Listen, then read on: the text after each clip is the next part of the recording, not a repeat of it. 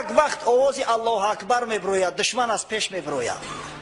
دیگه شیرای خدا با ندای الله اکبر خچمه در دشمن میزنن، هجوم میکنن. فارسان راندند تا سوی مصاف، مسقلان خاک بر جا ماندند، سابقون از سابقون در راندند. او کسایی که پیش خدای مرتبه و منزله دارن، خداوند غیرت شجاعت شده داده است، الله اکبر گفته خشونه در دشمن زدن، این خاک پناه ها ماندن. این صوفی ما از برای خاک پناه ها بوده است. ماند. جنگ ها کردن مظفر آمدن، بازگشته با غنایم سودمند. جنگ کردن، غلبه کردن، غنیمتی به نهایت زیاد به دستشون رسید. جنگ به خودش تاوان داره، میدونی نه؟ یعنی تاوان زیادی جنگ در دست گرفتن. ارمغان دادند که صوفی تو نیز. این صوفی اگه جنگ نرفته است، بیچاره خطی زنکا مونده است. هدیهش وردن که جوره ما هی نیره از با پدرکه بگی دلت زیخ نشوه. ارمغان دادند که صوفی تو نیز، او برون انداخت نستد هیچ چیز. دماغ صوفی سوخت است، گرفت دور پرتوف جو. پس بگفتندش که خشمینی چرا؟ گفت من محروم ماندم از غذا. ابا چه گفتن چی دماغت سوخت است؟ گفت شما ما را از غذا محروم کرده. چی من نگفته که دشمن های همین الله اکبر الله اکبر شنیدم دیگه همه دویده برفته، من خودم توقع موندم. چی باید نگفته که ای صوفی قفا نمون؟ زان تلطف هیچ صوفی خش نشد، کیمیون غزو خنجرکش نشد. هر قدر بیچاره دلتیش کردن، غازی ها هیچ بکله نگریفت. گفت شما نامرد بده، شما رفیقتون در هم بین جنگ پرت افته. ایتنه که رفیقا جنگ کنی رفتن، این نامرد خودش ششته است. پس بگفتندش که آوردیم اسیر، آن یکی را بهر کشتن تا بگیر. سر ببرش تا تو هم غازی شوی. گفتن خیلی بسیار زیق نشه، اینم جای یک خونه سوخته را اسیر گرفتگی بسیار نامرده، چندین مسلمان را کشتگی ای بدبخت، خونش واجب شدگی ای. اینم را بگی بر بکش، سر ببرش تا تو هم غازی شوی. اندکی خشکش صوفی دل قوی، برد صوفی آن اسیر بسته را در پس خیرگه که تا آرد غذا.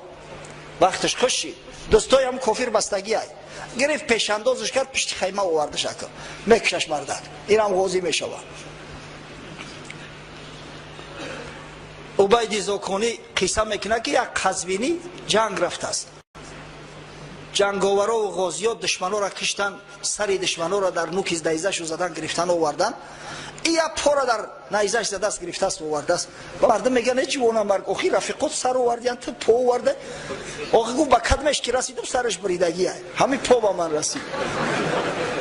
این بیچاره صوفی همون یک اسیری را که دست پاش بستگی، همون را گرفته که پشت خیمه برده است که همون را قتل کنم در خون مسلمان‌ها و منم غازی شم.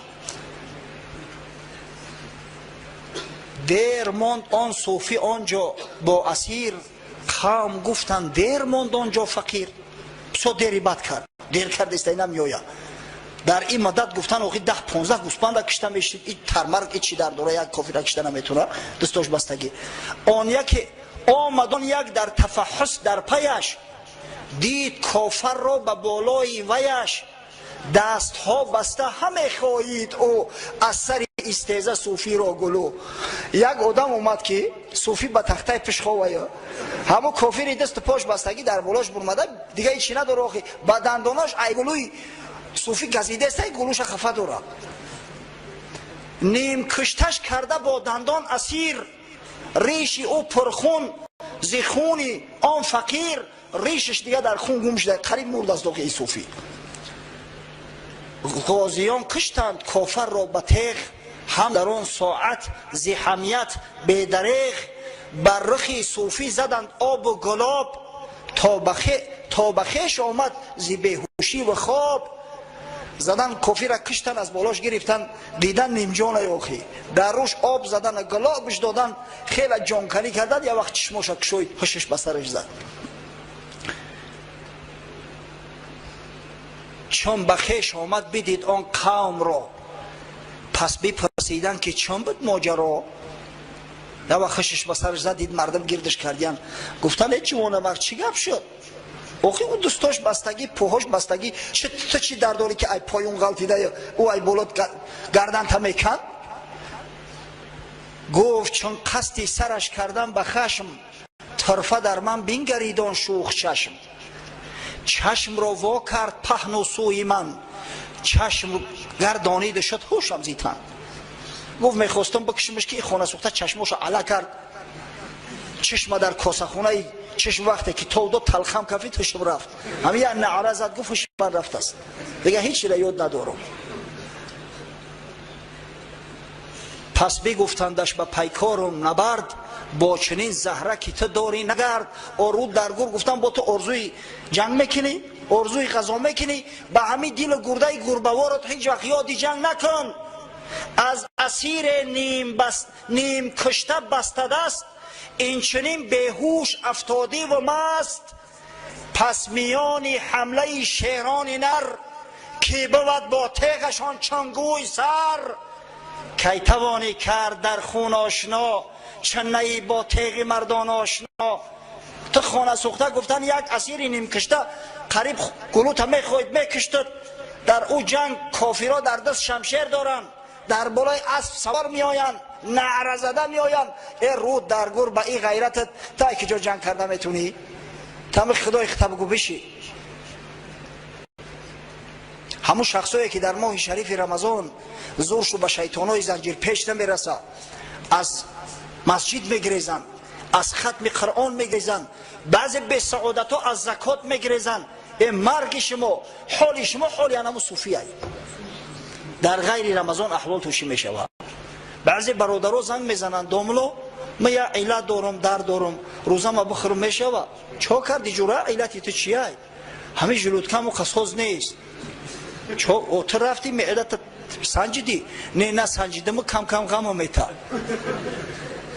همین تن گرم به درد میشه. و رو در گور گفتم در تاجیکستان آدمی هسته که معدش کم کم درد نکنه، و آدم شکم درد میشه و زپار میشه. و یک بیناموس هم میگن توج گرفته 7 سال روزش خورده ایزانو میکشی. خیلی نمیشه داملو من در رمضان بخورمش و بعدی رمضان قضا بدارم. ای نوجوان مرد، در رمضان که شیطانا زنجیر پیچه تو حیله میکنی که روزه تا بخری، بعدی رمضان که جا دیگه روزه گرفتن میتونی، او شیطان قوری ترم میکنه. تو خری شیطان شدگی. برای هیچ وقت آرزو نکنه که بعدی رمضان قضا میدارم. یک برادر میگه که در حوض یا دریا آبازی کردن ممکنه؟ میگم بله دو در جان ممکنه. بسیار احتیاط که یکی سرکی نزنی که خلاقوت بزنی که در بنید او میروه. عادتا وقتی که همین خلاقوت زدی در بنی او میروه، همین دماغت که سوخت بفهم که او رفت است، روزت میشکنه. خیلی میگه در بنیم او رفت، بعد رمضان یک روز قضا میدارم. و تو به غیرت در رمضان طاقت نمیکنی، بدوش حتی اکتفا نمیکنی، میگوی میرم در حوض و بازی میکنم. و بعد رمضان شیطانا را وقتی که رها کردن ای کجا زوری تو میرسه؟ هیچ وقت نمیرسه، هیچ وقت. همیشه برادرای عزیز به قدر این رمضان بزرگ برسه، این رمضان ببینه که خدای تعالی اجر و پاداش خودش میده. بعدا حضرت رسول الله صلی الله علیه و سلم در ادامه همون حدیثی که ابتداش قدسی بود، بعدا خودی پیغمبر با اسناد صحیح، با اسناد بخاری و مسلم روایتش کردن، بیان میکند. ما و شما را میفرماید الصوم جنتون، روزه سپر شما، روزه شما را از بلا و آفت ها نگه میداره، هم بلا و آفت های دنیوی و هم بلا و آفت های اخروی. الصوم جنتون، روزه سپر است، به قدر این روزه برسه. بعدا حضرت میگه فإن کان یوم صوم احدکم فلا یرفث ولا یسخب. یک نفر شما وقتی که روزه میگیره، روزه را پر و کامل بگیره، روزه را به تمام جوارح بگیره. روزه این نیست که فقط دهان تب بپوشونی، دهان بندی. روزه آن است که تمام جوارح و تمام اعضای بدنت روزه دار باشند، از کار حرام منع باشند. روزه آن نیست که تنها تو دهان بربندی، روزه آن است که از غیر خدا برگردی. انا ای است روزه برادرای عزیز، از غیر خدا برگشتن، تمام عملهای منکره را ترک کردن، هر فرمان و هر چیز از خدا و پیغمبر اومده است به او عمل کردن. انا ای است رمضان. وقتی تو سنت پیغمبر تا که ختم قرآن از ترک میکنی آخر خاک در سرت، از کجا اون روزه تو کامل میشود؟ به هیچ وجه کامل نمیشود. فلا یرفث ولا یسخب. در ماه شریف رمضان دست به رفث نزنه، از حدودی که شریعت تعیین کرده است خارج نشوه و جنجال و نزاع با مسلمانان نکنه، داد و فغان نکنه. ده جوان ماشین خطی رفته استیان یا تشدش پمیخ داده خلال داده است. اگه خلال بگم با مگر پمیخ ترجمهش کنم، برای این پمیخ گفته انا اگه فرمادیان کشتل به کشتل. نه عقل فراست که ماه شریف رمضان های رزبار کردستیان. ای بچه روزه داره آخر روی هر درگور نخور روزه دار در ماه شریف رمضان با دیگر کشتل با کشتل کن. عیب ایشید و بگذار عیب ایشید تو ببخشش ثواب شم میگیری. خاک یک بی عقل یک کمبودی کرد در اوت کشتل شم میگیری. فان صابه احد او قاتله فلیقل انی امرؤ صائم. حضرت صلی الله علیه و سلم ما شما را نصیحت میکنه، اگر میگه روزدار یک شخص دشنام حقارت داد یا حتی با اون مقاتله کرد یگان مشتش زد، در جواب باید روزدار بگه که ای برادر من روزدار هستم با تو جنگ نمیکنم، این ماه جنگ نزاع نیست.